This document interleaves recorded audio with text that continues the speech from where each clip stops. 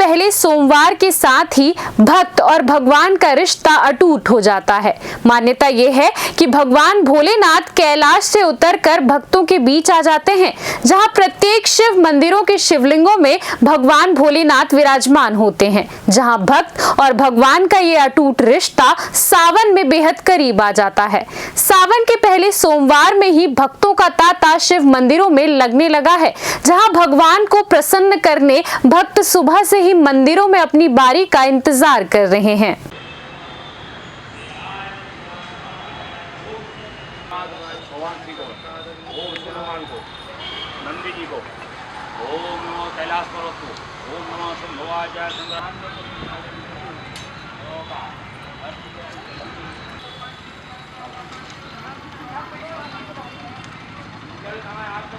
सावन का महीना शुरू होता है और सावन के महीने शुरू होने के साथ ही साथ जो सोमवार शुरू होता है, सोमवार में विशेष पूजा होती है भोलेनाथ बाबा की। आप मेरे पीछे आप देख पा रहे हैं कि यहाँ पर भोलेनाथ बाबा का श्रृंगार चल रहा है, पूजन चल रही है और विशेष तौर पर सावन को बहुत ही पवित्र माना जाता है।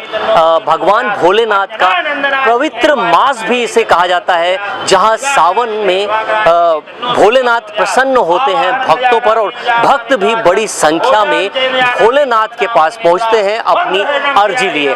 मैं इस वक्त मौजूद हूं बैद्यनाथ धाम पर, जहां पर सोमवार, आज सोमवार है और सावन का पहला सोमवार है और सावन के पहले सोमवार में ही सुबह से ही भक्तों का तांता लगा है। हालांकि अब दोपहर हो गए हैं और दोपहर बाद भी आप देख पा रहे हैं कि जो भक्त हैं वो अपने भोलेनाथ को मनाने में लग गए हैं। ये विशेष दिन है, सोमवार का दिन विशेष माना जाता है और सावन का जो सोमवार होता है उसे और भी ज्यादा विशेष कहा जाता है।